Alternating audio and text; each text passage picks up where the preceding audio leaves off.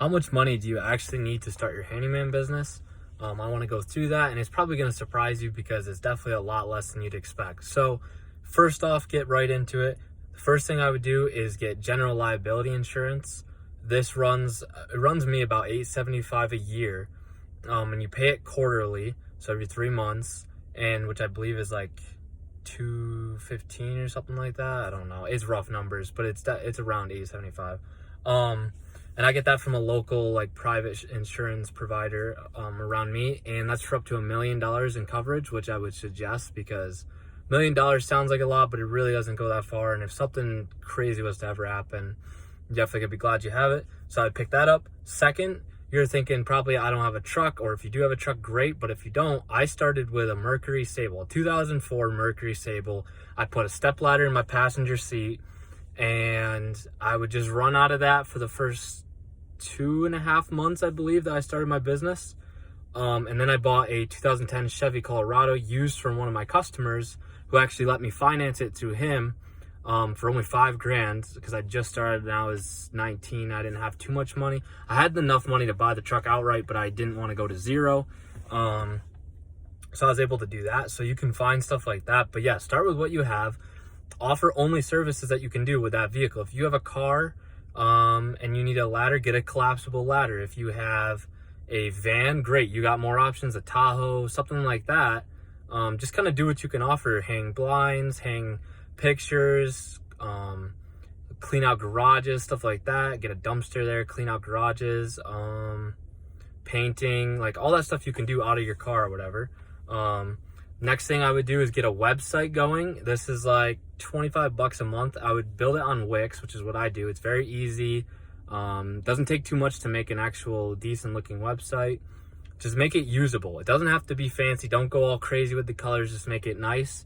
Maybe like 2 or 3 colors. Keep a nice scheme going on all the pages. Make it functional. You get all your information you need, and you just keep it basic because a lot of times the elderly are going to be the ones calling you the most.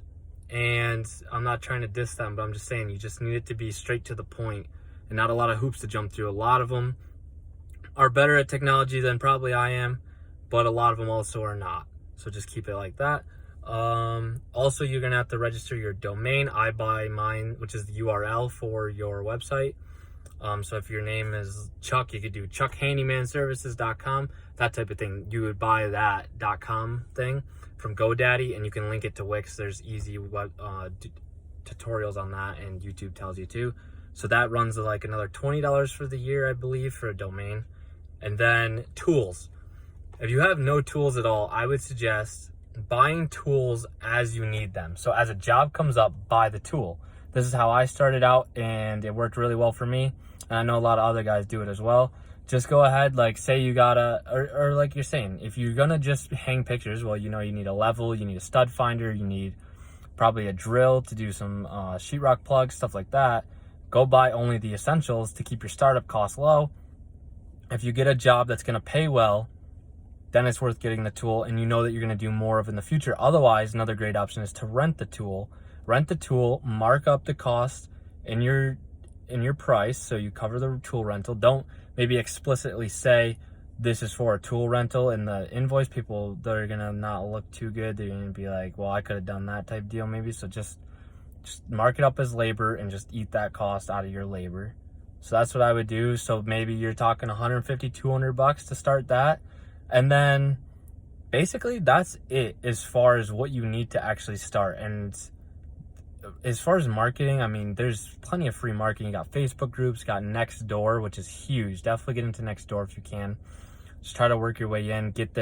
Once you get some customers there, have them post for you on that website if they would, recommending your services. You'll be golden. Like, so much work you don't even know what to do with. So all that adds up to around, I didn't write this down, but around probably like $1,100 to start your business. And that's not all up front. Like I said, the insurance is like $215 a quarter. So you're really only looking at probably around $300 to $500 to start your business, which is not bad at all. You can't do much for $300 to $500 these days, doesn't seem like. And it's also enough where it's not a huge risk where if it doesn't work out, you're not ever going to recoup that money again. It's a very easy business to get into, low cost, very low overhead if you do it well. And yeah, so hopefully this helps. Probably surprises you. $300 to $500 you're starting your business this weekend. Really probably less. I mean, a lot of guys start without insurance, and you don't necessarily need a website, but I would definitely probably start with the insurance unless you're working for family or friends, which is a whole nother topic for another video. But yeah, all right, I'll see you in the next one.